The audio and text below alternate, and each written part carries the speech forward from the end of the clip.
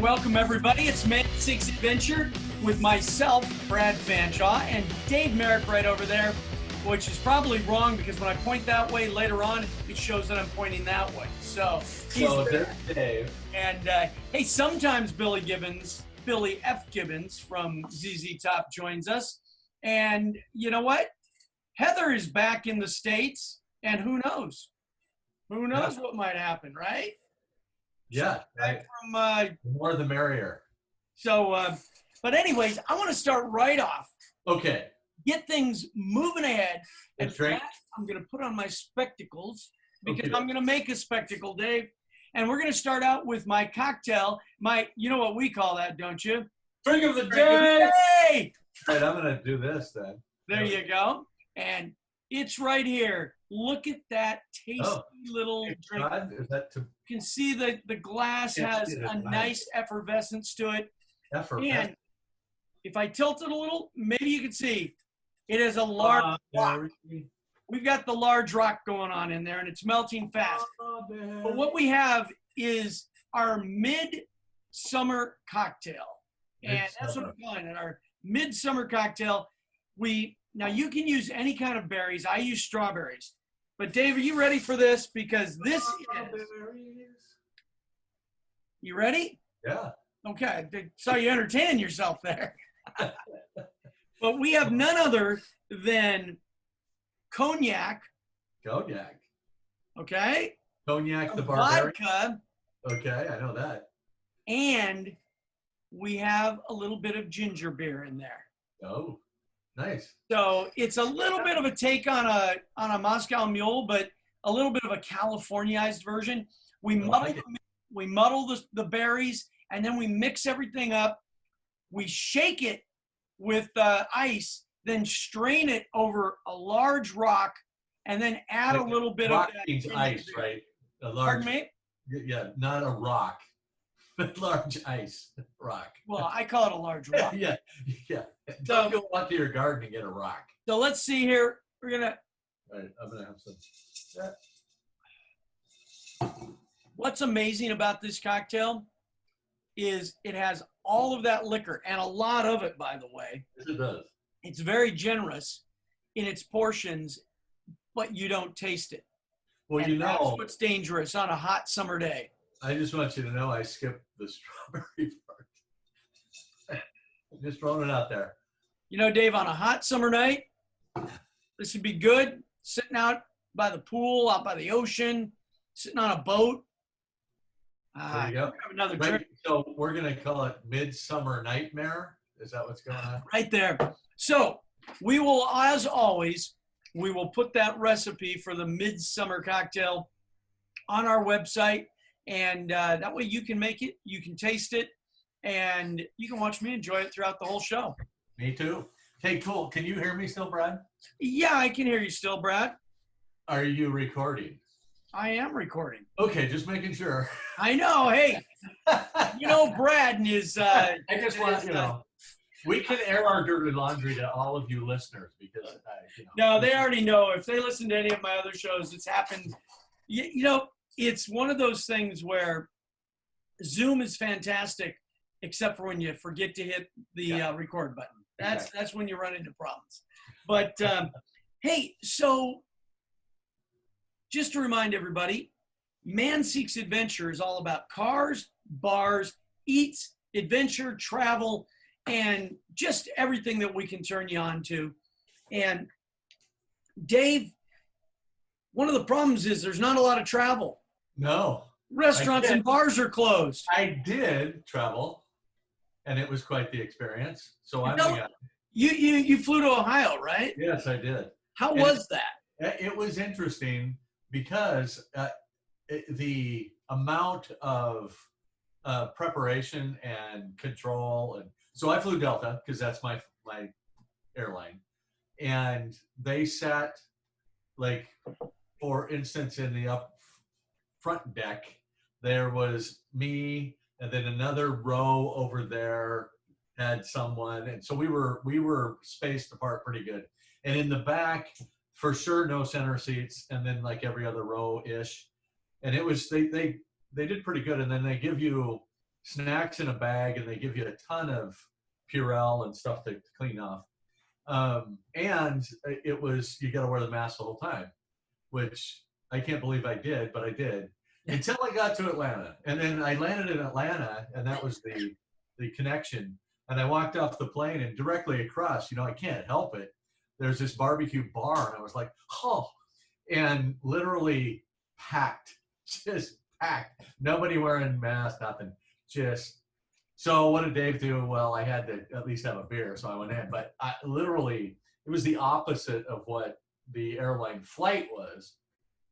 And then once I got to Columbus is doing the. So you're saying you protected yourself on the flight, but once you got off, you totally threw the rules out. I still protected myself, but nobody else protected me, is what I was getting at. Because the mask keeps you from getting other people infected. Right. So I had it, and I was drinking like that. But I felt like as soon as they found out I was from California, I had to wear the mask.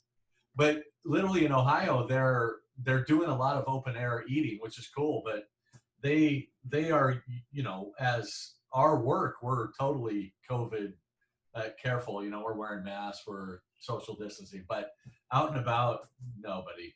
It's like, oh well, I either get it or I don't, I guess. So not me. That's what they think. You mean in Ohio or in California? Yeah, in Ohio. In Ohio, yeah. So now you went to some bars in Ohio, didn't you? Yeah, that's what I'm talking about. Yeah. I went to Urban Meyer's, which not a big Ohio State fan, but if all my buddies in Ohio, you love, the crimson and gray, or whatever they call their red. I don't know what it is. Right. But I went to Urban Meyer's, and it was cool. It was a cool, kind of a pub, but steakhouse pub-ish thing, but it was cool.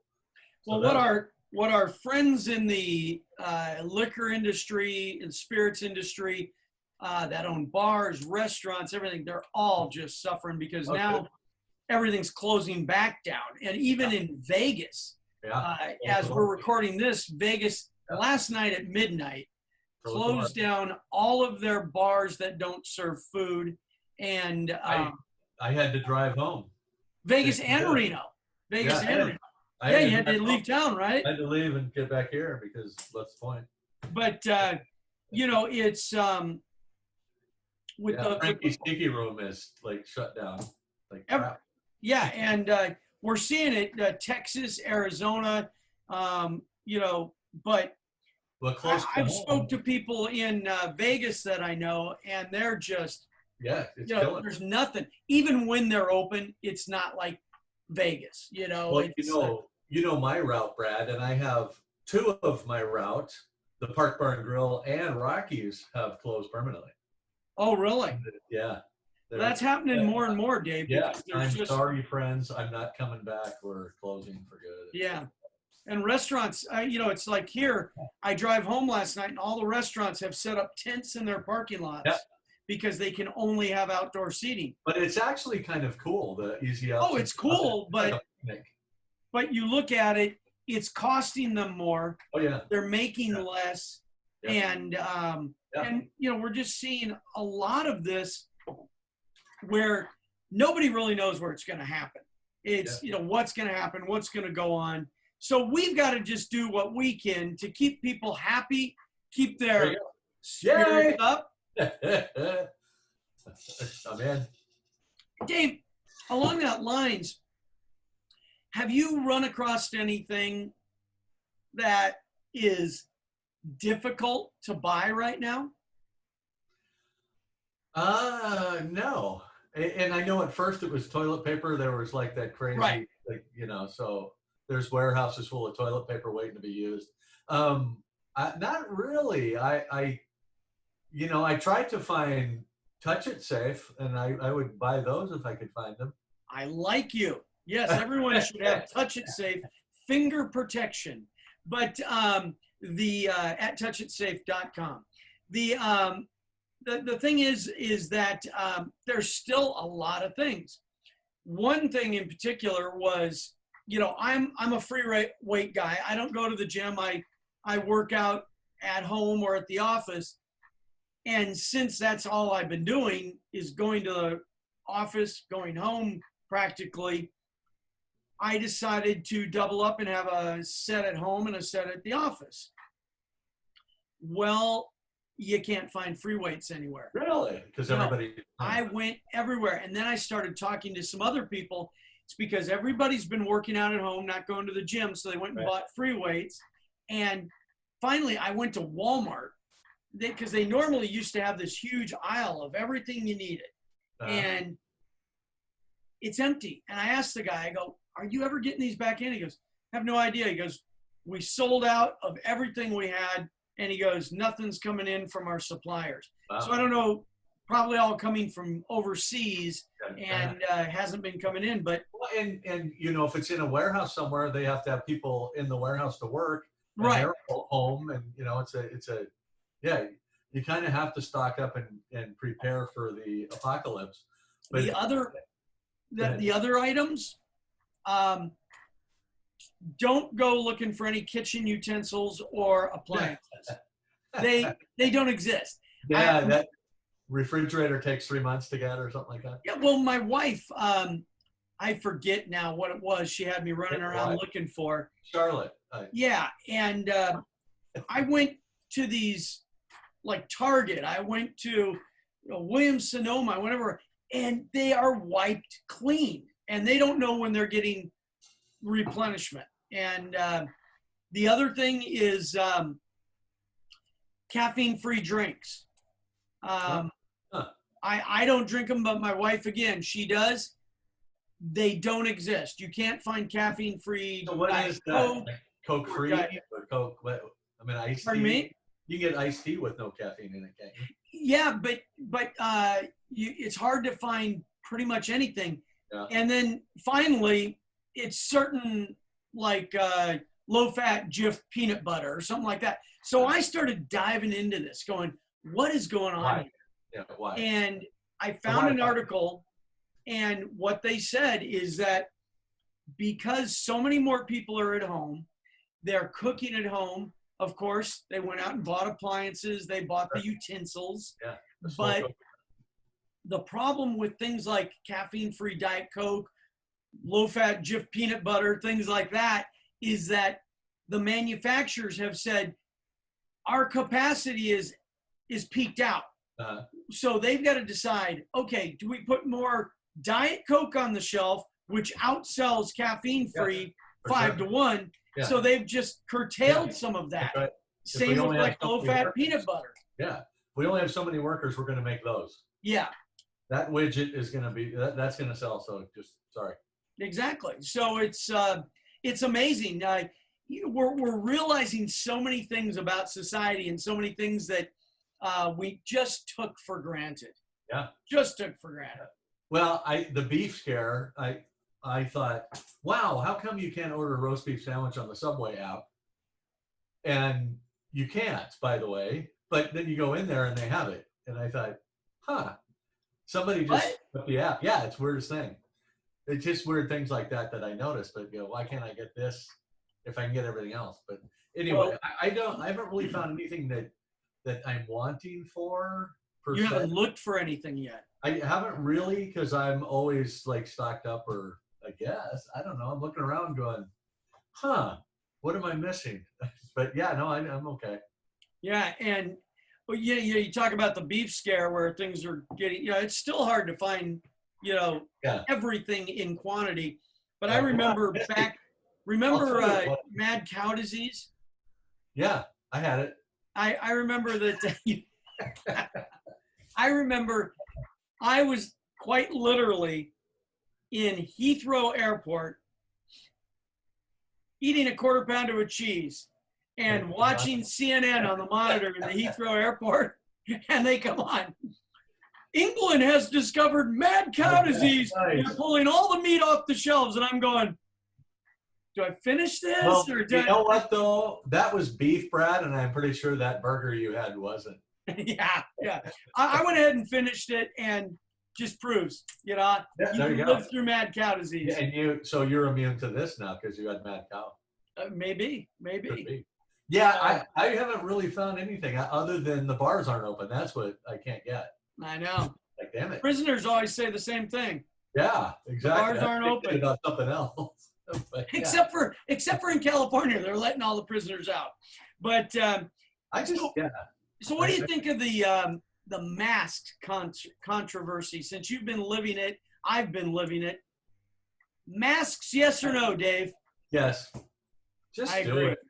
I mean, I'll tell Anything you, we can do. in Tokyo, people are just responsible and they just do it when they have something, and you see them all the time. And I've talked to them and they said, man, it's really hard to wear. If you've ever been to like, let's say Louisiana or Gulf Texas or Humidity during August, multiply that by 100, and that's Tokyo in August. I mean, It is brutal. And they said it's really hard to be responsible in July, August, September, but they do it. They wear masks all the time on the train, everywhere. And I think, just do it. Just do it for a month, and then maybe we can clear this crap up. Well, I just, there are people that have a real problem with it. People that are just like, oh, you are just succumbing. And no, man, it's called, if you got the flu and you're hacking up, you're going to stay home. It's not, you hope they are, but they never did before. That's the problem. I have the flu. I might as well go to work because I don't want to stay home sick. Yeah. I'll take a sick day when I'm going to go surfing. But I find that a mask really can help support another area to have the Niners be part of your repertoire. So you can wear the shirt, you can wear the mask. I find that you can literally support some kind of thing. Why not? Bond speed. Yeah. Touch it safe. I mean, you can do anything. All of those. Yep. I was thinking in fact, like a mask with touch it safe on it, you would feel like you could touch it safe. Exactly. Well, what about when the car auctions like Barrett Jackson do come back, they could just put bidder numbers right on the mask. Right. A barcode. It's like, hey, you just bought that. Yeah, I think the U.S., I get it. We're pioneer spirit. We're individual. We're all of that. But other countries that have been successful, it's because they, as a entire country, have said, we're in this together. Let's fight it. So we just need some kind of someone to stand there and go, hey, we're in this together. Let's fight. Everybody's got to jump on the bandwagon. Yeah, they do. They have to. No, but it really is. It's I think it's more ridiculous not to wear it, because even if you're, because like mine has a filter in it. Mine's a 65% protection. So I'm getting some protection from it, and it's not that big a deal. Have I jumped out of my truck, walked towards a store and got 2 feet from the door and went, crap, and then walked back to my car and gotten it? Yeah. But it's getting to the point where, I'm starting to remember it. It's just, you just wear a shirt with a pocket and it's always right here, and you go, okay. Yep. Yeah. It's just, it's easy. Now, do you need to wear it when you're driving in your car by yourself? No. I see those people and I go, dude, you can take it off now. Unless you really are not attractive, I think I would probably. Hey, I will say, I'm going to admit, I don't want this to sound, I'm not even going to say it sounds sexist, because it's with everyone. But I have noticed people's eyes more. Look at you. No, seriously, when it's like this and all you see is, you just see that much. You go, wow, she has pretty eyes. Or that guy, man, he's got some blue eyes. You don't, because you're looking at just the one feature, and it's amazing.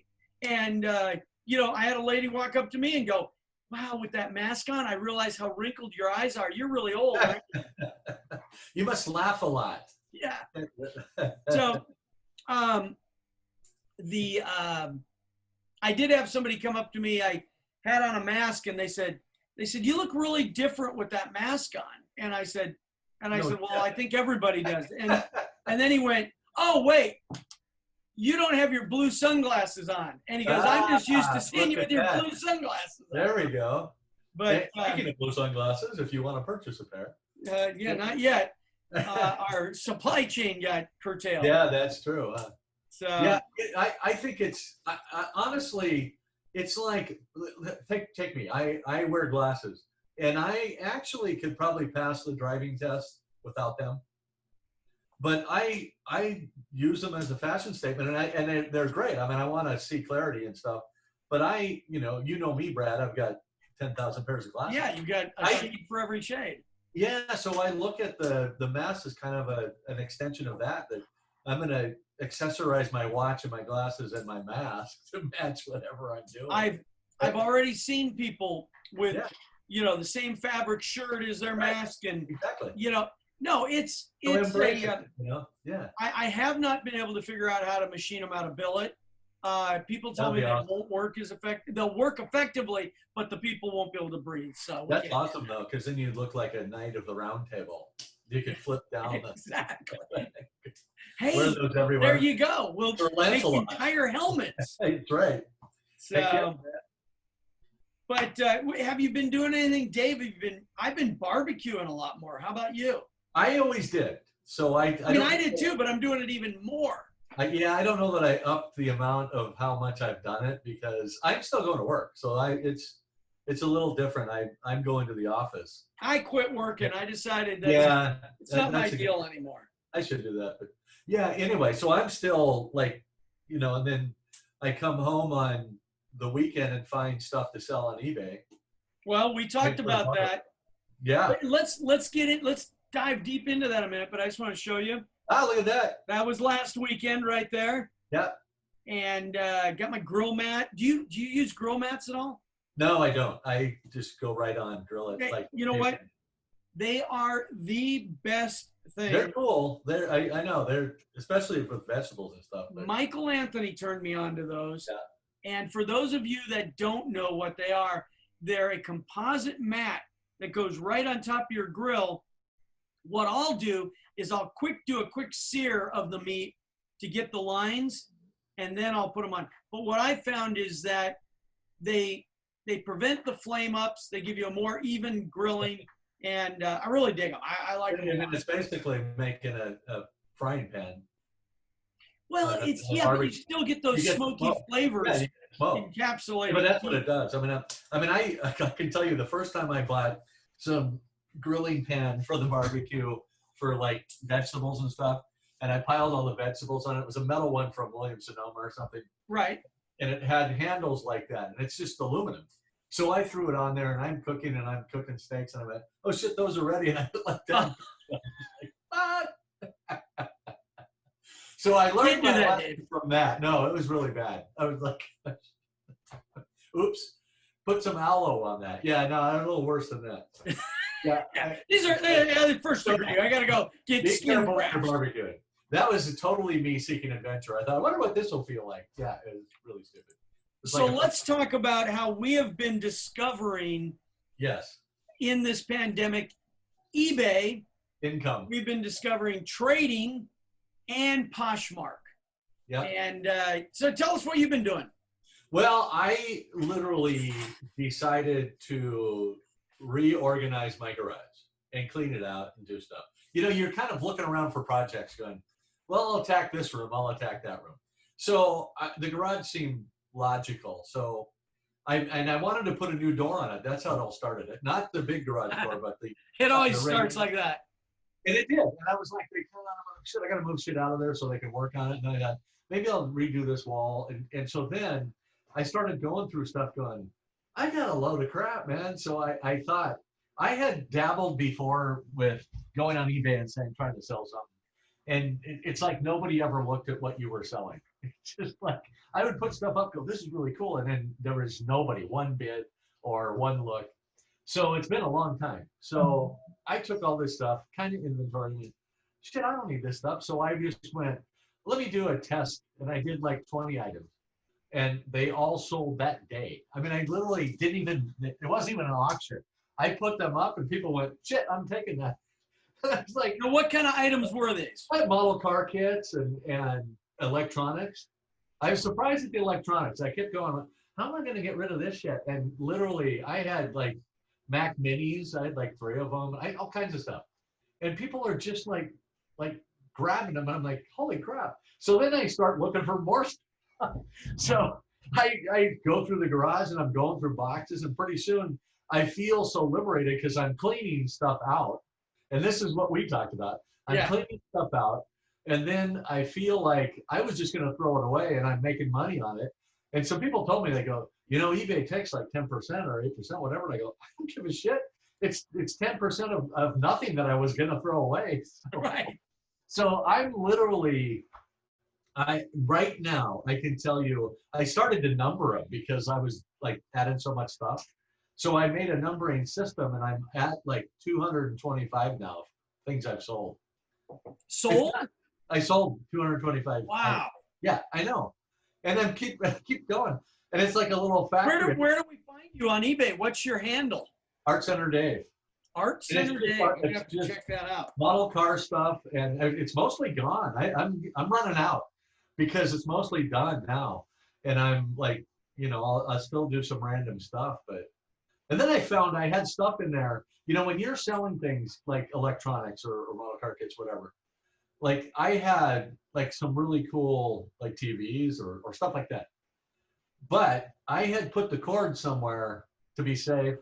And then and then you got to start hunting the whole house to find that stuff to make one box full. And I have maybe 10 boxes of things, whether they're model car kits or electronics, that are awaiting me to find the actual stuff that goes with it. And I haven't found it yet. So, but it's just crazy what people will buy. I'm like, things that I thought they would buy, like, man, this is gonna go like crazy. I'm still sitting there. I'll give you an example. I had bought, and thank you, Container Store, I bought these under-counter sliding things, you know, where you put all the, like you can put your pan lids or whatever, and they slide out so you can access. So I had ordered some storage boxes and stuff, and they sent me that instead.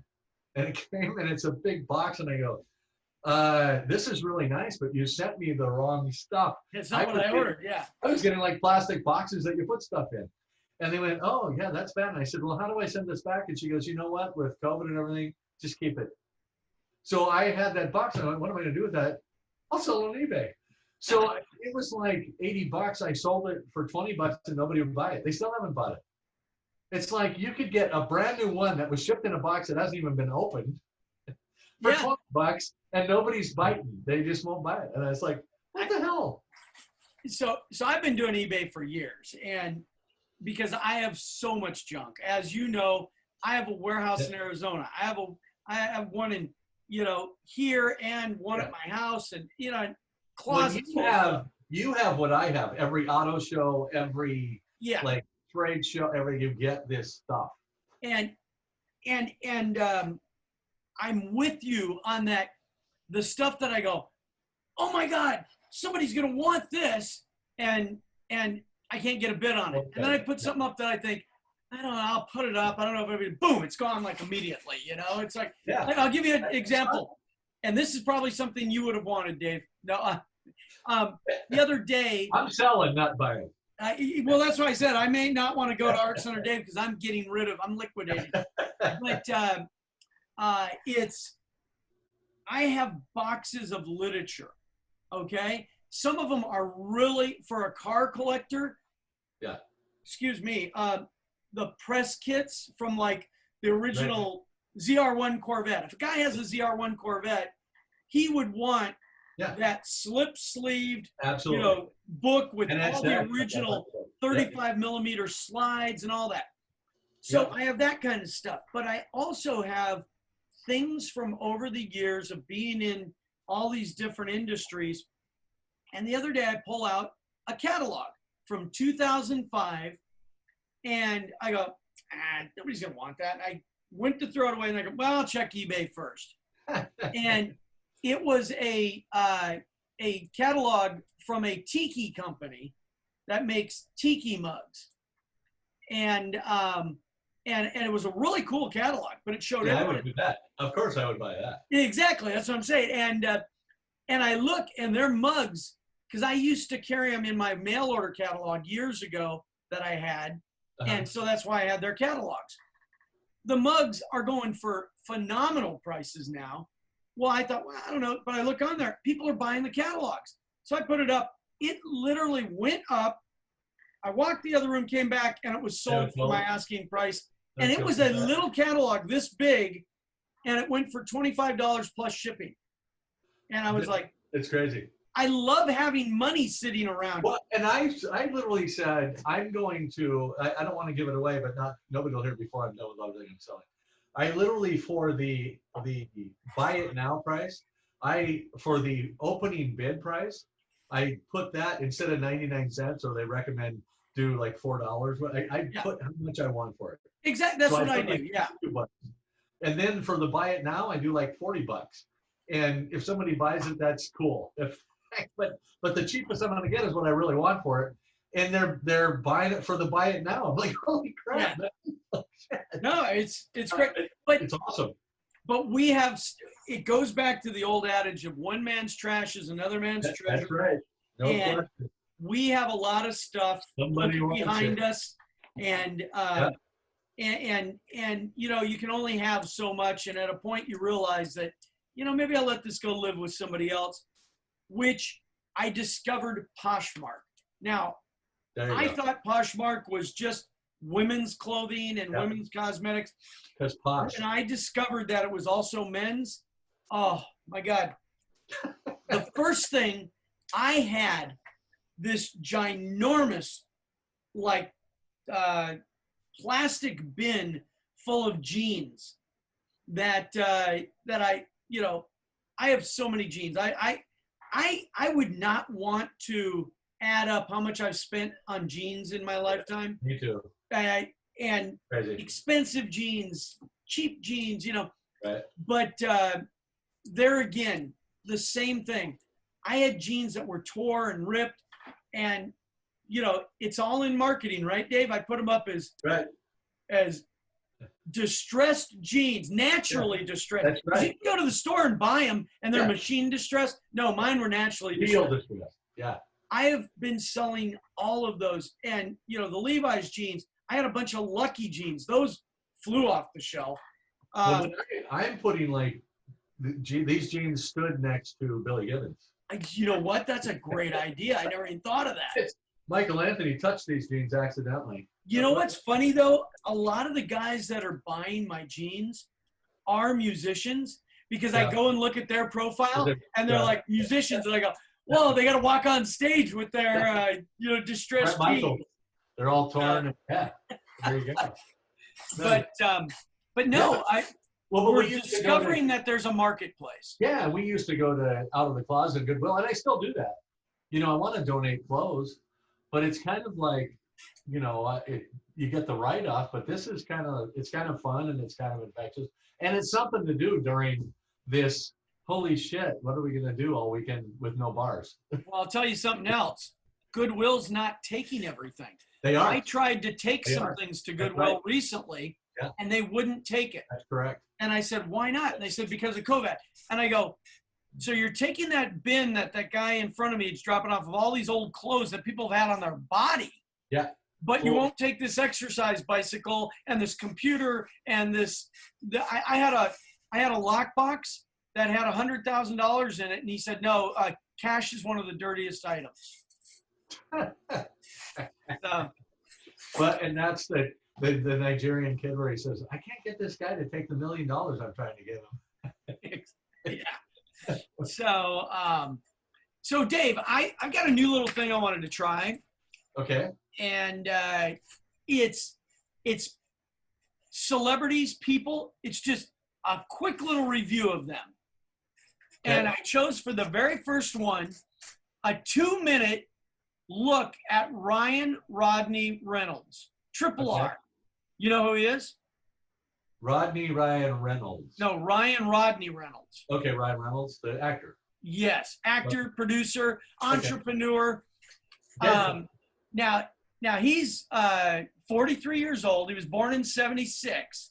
And now here's a guy who started out in Canada as a teen soap opera star. But can you remember the first time you can remember seeing Ryan Reynolds in anything? A commercial. Wasn't he in a commercial? I remember him as Van Wilder. Commercial? Yeah. Before that, National Lampoon's Van Wilder. And wasn't that a spinoff of a character he was in another movie? Yeah, I think so. Yeah. And I remember he was this college dude who was totally hooked in. He was kind of like a lifer at college. He could get anybody anything. And he played that part so smooth. He was the guy you went, I want to be that guy, man. Yeah. You know, I mean, yeah, he always had a cocktail in his hand, so he sold me right there. And now the difference is he's about your size. He's 6'2". Well, he's also, isn't he? He's Canadian, isn't he? So he was in Canadian commercials. He's a Canadian. He's north of the border. The Canuck. And now he originally married Scarlett Johansson back in 2008. Right after I did. Yeah. Yeah.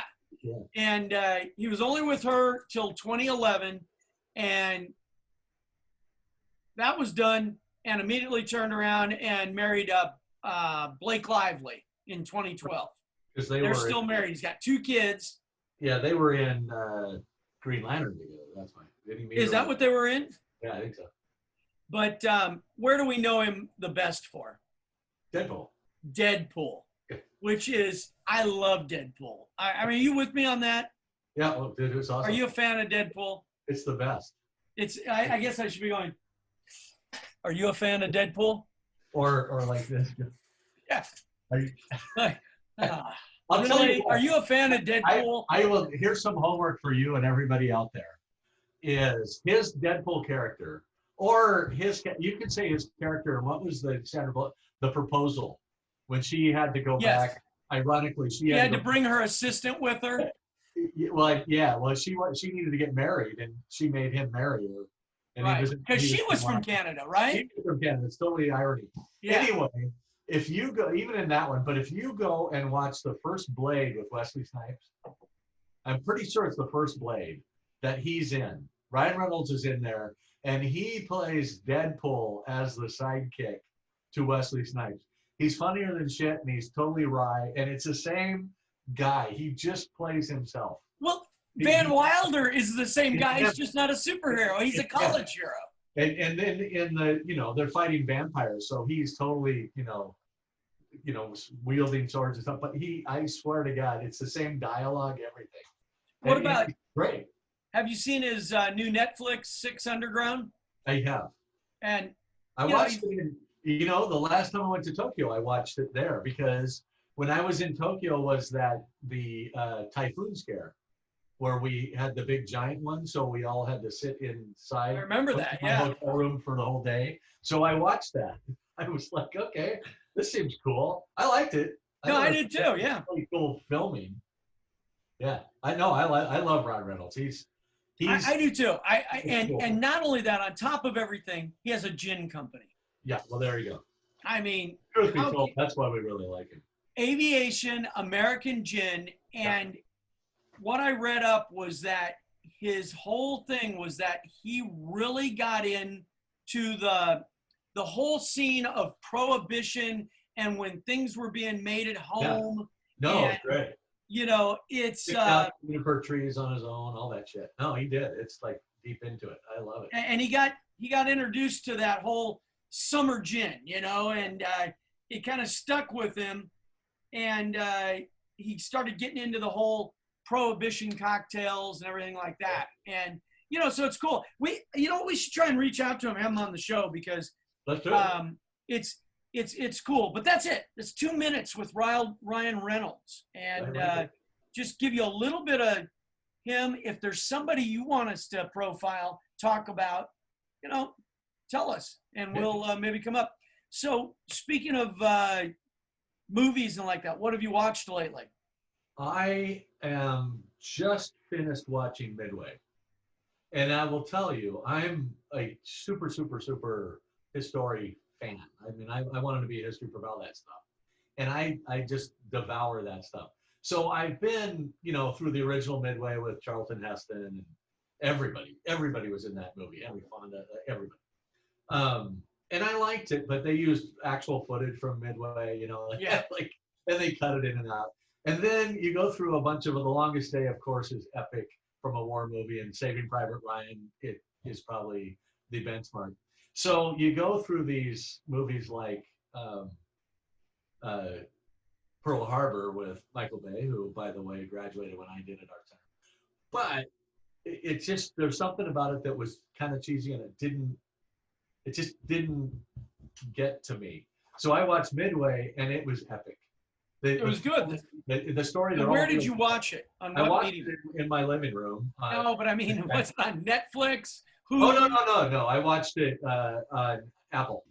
On Apple. Okay, that's what I was wondering. But it's so good, and the story's good, and they tie it all together, and they have Pearl Harbor in it, so you get to experience what I wanted the Michael Bay Pearl Harbor to feel like, and that's at the beginning, and it sets the tone for the whole thing.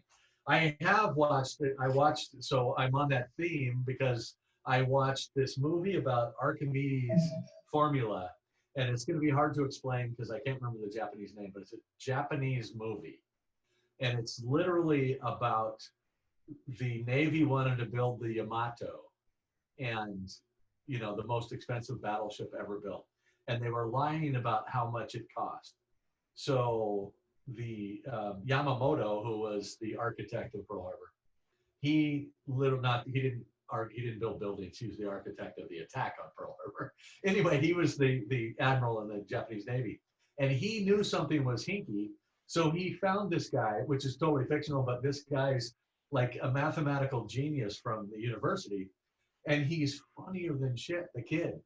And like he says, I want you to come help me figure out this ship is costing too much. And he goes, why should I help you? I hate the military. I'm leaving and going to Harvard. He was like going to leave. And so he talks him into helping him.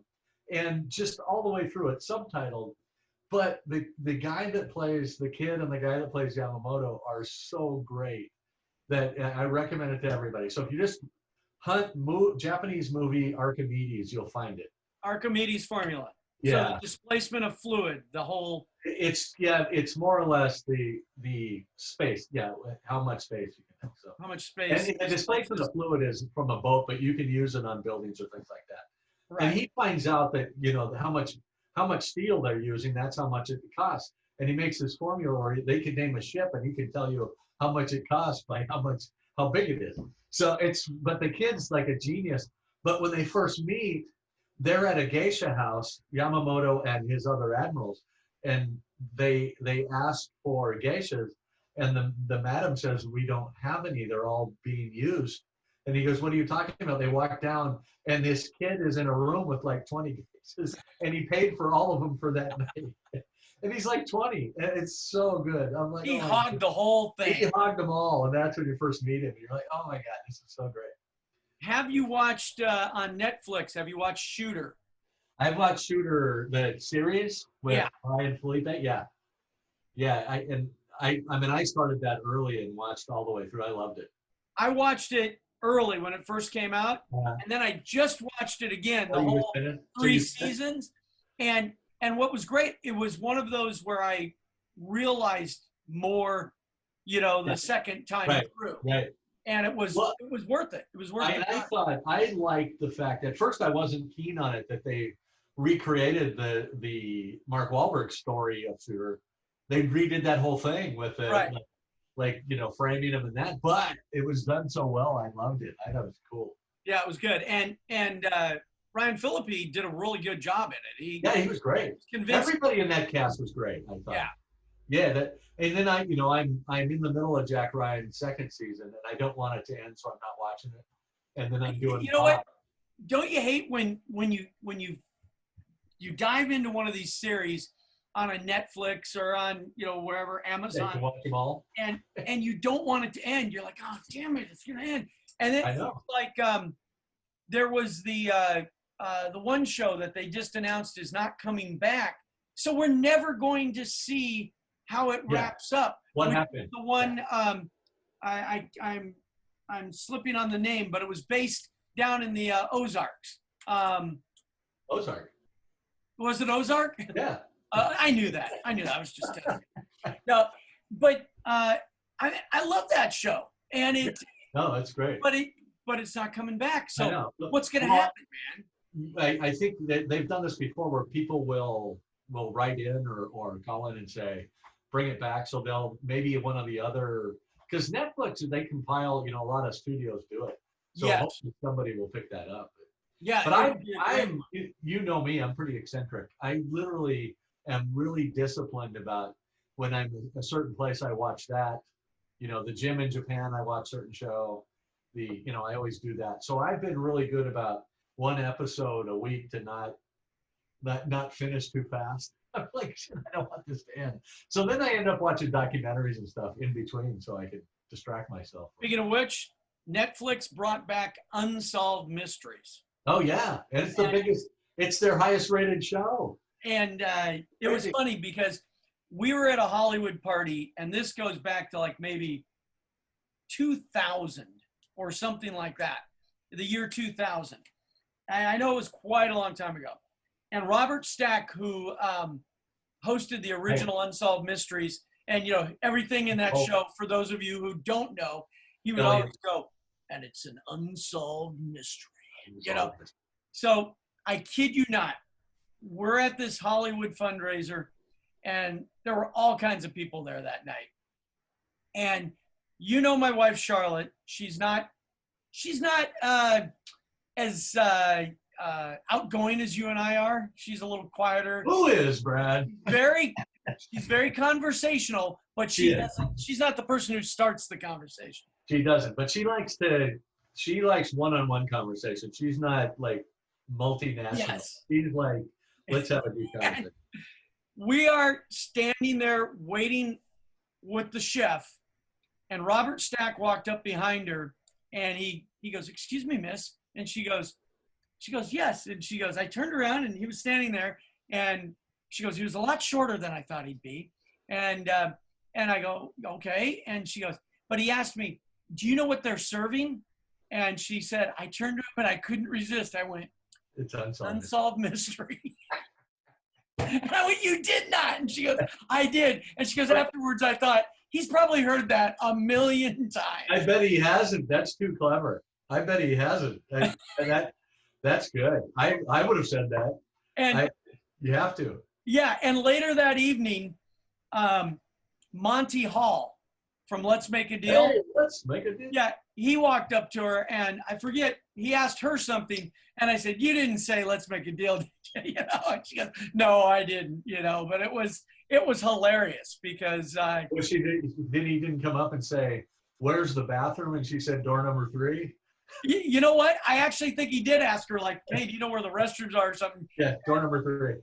And that would have been awesome. It's like there were so many people there that were big 80s stars, like Tom Selleck and all kinds of people. But I told you, didn't we tell my Tom Selleck story on one of the podcasts? I don't think so. What is it? I was at Delancey Street, which is Old Town Pasadena, and a girl that used to bartend at Barney's, not Barney's Beanery, but Barney's Limited. She was now bartending at Delancey, and I went over there to have a beer. And I walked in, and she goes, "Oh my God, Dave, come here." And I come over there, and she says, "Tom Selleck's here, and he's eating by himself, and he just kind of seems lonely," because there was nobody in the restaurant. It was like, and she goes, "Come over and sit with him." So I went over and I sat down, and we shot the shit about, like, I asked him about playing basketball at USC because I knew his history, and it was like the greatest night because he enjoyed it and I enjoyed it, and it was just like, "Okay, nice meeting you," and then I left. And everybody's like, "You didn't like get his number?" And I go, "No, I just sat down and shot the shit about life." And because I'd been thinking, we knew everywhere in Hawaii. It was so cool. But that's not unusual for those guys. Yeah. Charlotte and I were in the bar at Roy's in Newport Beach, Roy's Hawaiian, one night. They used to do Sunday nights. Half-price appetizers and drinks, and we'd go there for dinner. We'd order a bunch of great appetizers, have some cocktails. We're in there one night, and in walks Mark Wahlberg, sat down at the bar just by himself, ordered his dinner, and sat there all by himself. And, I did not go over and sit down with him. Well, but I wouldn't have done it. I mean, I wouldn't have just walked up and sat down. Go, "Hey," but she said, "Come over, Tom, this is Dave, this is Tom." And I'm like, holy crap, this is weird. Did you say, "Did you drive your Ferrari here?" Well, that one time in Hot August Nights, when I walked in the airport and Eric Clapton was in there. Who I was? called Eric Clapton. Oh, Eric Clapton. And Alan, had played a lot with him. And so I called Alan and I said, hey, you think if I walked up that Eric Clapton, if I said I knew you, would he shoot the shit? And he goes, yeah, put him on the phone. So I walked over with Alan on the phone and handed it to him. I go, hey, it's Alan Mercatani. He's like, oh my God. So I sat down with him, but you have to kind of figure out a way to at least converse without seeming like I'm a rabid fan, even though I am. A fanboy will always scare somebody away because they don't know exactly. what your deal is, But we're fortunate. We've known a lot of famous people that we know how to act around them. Yeah. Like the cast of Tombstone, I bought them all beers and they became my best friend. I remember that story. Yeah, that's the easy way in, man. Like buy those guys beer. I just try to stay away from most of the Hollywood starlets because. Yeah, me too. Except for being married to Scarlett, that was. Yeah, but it's just whenever I see them in a restaurant or a bar or out at a party or something, I just don't want that whole scene of them, wanting me to date them and like that, and I can't, Yeah, I'm married. It's just totally get it. a problem, Dave. Yeah. So. Well, when you wear 57 on your shirt, they think that's your age. Well, it's a 57 Rebel though. That's the year I was born, so I like it. Jeez, really? That long ago? I just reverse it for me. I have to tell you that the other day, the president of HPD, Hunter Performance Development, Ted Klaus, we were out having a beer, and we were talking about they had the big retirement offering at Hunter, and we were talking about it, and he said, "What's your retirement plan?" He didn't even realize, and I said, "Well, I'm staying." And he said, yeah, I know that, but what, when are you gonna all this? I wasn't sure he was just shooting the shit about it, but I told him how old I was, and he went, "Holy crap, you're Benjamin Button! What the hell? I thought you were like." He thought I was at least 15 years younger than I am, which really made my day. I was like, "Holy shit, cool, man!" No, that's good. It's those good genes. Good genes. What the hell? People don't realize I'm 75. They don't. Nobody does. And old and wise, But well, Dave, I think we can pretty much wrap up this episode. I think that I got some bids coming in, so I gotta go. We're working on some guests, and bringing some people in to talk to. Yeah. And it's just been tough, everybody, because with my businesses needing a lot more attention, Dave's been working a lot more. Believe it or not, we are busy. So we're busier than we were just because of the weight. It's like, oh, we got it. It's crazy, but everybody, we appreciate your support. Please go to iTunes and give us a 5-star rating. Leave a comment. It can be, hey, Brad needs to lose weight. It can be, you guys are great. It can be anything. Just leave a comment. And you know what? We're here to keep these shows up. I saw the last comment, and it was Dave. The last guy who put a comment up, it was, "So when did Man Seeks Adventure become a monthly?" Well, not out of planning, everyone. Well, and did we ever say it was a weekly show? No, we never did. They just got a bonus when it was. Yeah, that's right. So, hey, everybody, you can find me. Follow me, please. Go to Instagram and follow my feed at Bradley_Fanshaw, and you'll find lots of great things that I'm doing. And you can follow the show at Man Seeks Adventure on Instagram. And we're trying to get more up there again. It's just with us not traveling as much, with us not going out as much. You think we got time to put up shows, but yeah. How about you, Dave? They can find you at David W. Marek on Instagram. Yeah, that's good. And he's finally putting some stuff up every once in a while, guys. I do it when we're just for us, but I haven't. And go to gotta get Art Center Dave on eBay. Oh yeah, there you go. And buy his stuff. If you want to buy my stuff, go to eBay and go. Hopefully. Yours. Did you hear that, Dave? No, do it again. Mine be yours. Mine be yours. Wow. Yeah. That's good English. Mine, I probably, hopefully the stuff that's up there is already sold by the time they hear this, but I keep putting up stuff. I've got this, I swear to God, these people, back to really fast. I've got a Skydrop sprinkler controller. Okay. And it's through an app. It's awesome. And I moved to Ratio because my gardener uses it, so I use Ratio now. I'm selling that thing for like $20. It's like $200, and nobody's buying it. I'm like, what the hell, man? It's brand new. I don't get it.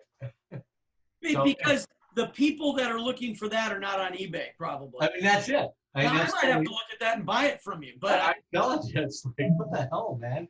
Anyway, it's weird. It's, I put up really nice things like this right here. This is machined out of solid billet aluminum, beautiful fitment. You know what? And it's a cigar-sized box. Dude, that's cool, man. You could buy that. Billet dice. You remember that? Those. You did make these. And you actually made these before I really knew you. Yes. And there you go, boy. Yep. Right there. And you know what the story is on how those came to be? I made those for the Hard Rock Hotel when the Hard Rock Hotel first came out.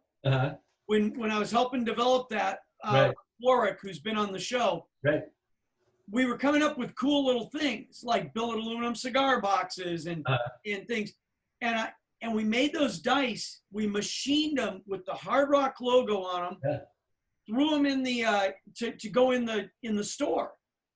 When they went for approval, the gaming commission nixed them. Really? They said, you cannot sell dice in the gift shop unless they are retired from and drilled.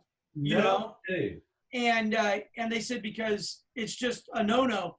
So the ones that remain are in my possession. I have them, the only Hard Rock. Wow. So then we already had the program and everything. So that's when that Christmas we gave them all away. Yeah, no, that was cool. It was cool. I love those things. Yeah, me too. So and I found them and I was like, oh shit, I gotta show these to Brad. All right, man. Everybody, thanks for listening to Man Seeks Adventure. We appreciate it, and we'll be back again next week, week after. Yeah. But you know what? And maybe we could get Ryan Reynolds. Hey, you out there? Hey. Let's do it. You out there? Come on. Yeah. Come on the show, man. All right, guys. Thanks. We'll see you next week.